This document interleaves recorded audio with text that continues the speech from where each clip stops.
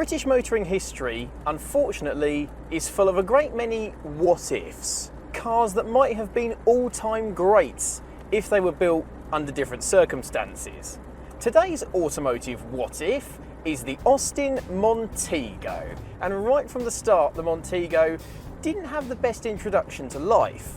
It was intended to be the replacement for the Morris Marina, but funds were short within BL and cooperation from the workforce was hit and miss. That meant that the Ital was shuffled in as basically a facelifted Marina to plug the gap, and then the Triumph Acclaim bridged the gap after that. When the Montego did eventually hit the market though, BL were keen to tout it as an all-new advanced model. It had the new single overhead cam S-Series engine to replace the gearbox in Sump E-Series that we'd seen in the Maxi, and that meant the gear change was actually tactile and usable, and even on a slightly tired example like this, it still feels good. And even the estate version was noteworthy. It had 2 extra seats that folded up out of the boot floor, some models had self-leveling rear suspension which was Mercedes level stuff, and the designer Roy Axe actually won a Design Council award for the estate version specifically. And who could forget the Montego advert featuring stunt driver Russ Swift, where the car pirouetted and drove on 2 wheels through a car park. BL were keen for this to be an all-new, exciting model that would genuinely generate hype in the market. But as we said, the Montego was doomed to failure before it had even begun. Industrial action within BL meant the launch was delayed by 7 years, and by that point the brand's reputation had just gone further and further downhill to the point where no one really trusted their reliability or build quality. And unfortunately the Montego was no different. Plastic bumpers were cracking in the sunlight within 3 years, and on decade-old cars there was already noticeable rust appearing. And as you might be able to tell, this particular car has got a really irritating dashboard rattle. And unfortunately, things did not get better. When Motor Magazine published their long-term test report on the Montego, they reported issues with the carburettor, with the gear change, electrical issues, trim falling off, frequent oil leaks, and spending more time in the garage than it did on the road. And because they had quality issues when they were new, they don't last. Less than 140 remain on British roads today.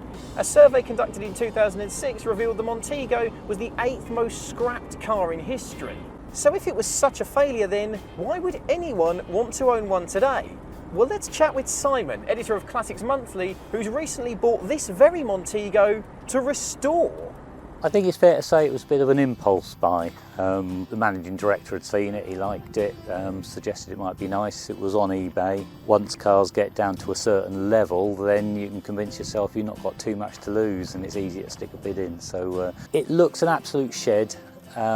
It's not as bad as it looks, but it is bad. It's a low mileage car, which was part of the appeal for it. It's in 30,000 something, I think. It was a Guernsey car, which probably explains the low mileage, but also explains the exposure to sea air and the bodywork and why it's rusted quite high up. Normally you expect the bottom 6 inches of a car to dissolve, but this one has got some serious issues at the top, on the roof, around the windows. It's never going to be valuable, it's never going to be cost effective to repair it, but someone's got to do it really. There's a nostalgia to it, people remember them, the sort of car that Dad had, uncles had, granddad had, or whatever in the day that you remember going on family holidays is. A lot of people are going to have memories they don't even remember they got until they see it, and then it'll bring them all back. So I think it's got a value in that regard, if nothing else. It's very easy with a lot of BL products to focus on the bad, the quality, the reliability, the industrial issues, and just say that it was all crap.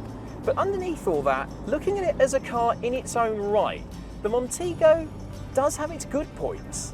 For a start, that S-Series engine. Okay, it's not a fast lump, but it's smooth and it's genuinely quite torquey. The gear change is nice and notchy, even on a slightly careworn example like this. The steering's direct, the ride is really rather good, and this 7-seater estate version is hugely practical. What's more, I really like this dashboard layout. It's so 80s and yet so very, very cool. And it must be said, it's not a bad looking car. Okay, it's not exciting, but compare it to any of its contemporaries, the Sierra, the Cavalier, the Renault 21, none of them are exactly Ferrari 308s, are they? And what with the Acclaim representing a new era for BL, where they were genuinely trying to improve their quality and their image, they weren't going to rest on their laurels of those initial failures for the Montego. They improved it. The quality genuinely got better, and the later Perkins diesel version won Car Magazine's Diesel Rep Car Group test. And let's not forget, they sold 436,000 Montegos. You don't sell that many if they're crap, do you? But I think the main reason why the Austin Montego deserves classic status and deserves to be preserved in its few limited numbers is because of what it represented for so many people. These were a hugely popular rep car back in the day, so countless junior sales reps will have made their first memories and possibly their first living driving an Austin Montego up and down motorways. They were a popular family car, particularly in estate form, so many children will have memories of going to the seaside in the back of a Montego estate. And today, people love to see these things as well. Just driving this around today, I've had 2 people stop me to ask about it, take a photo of it, and wonder where on earth we actually got one from.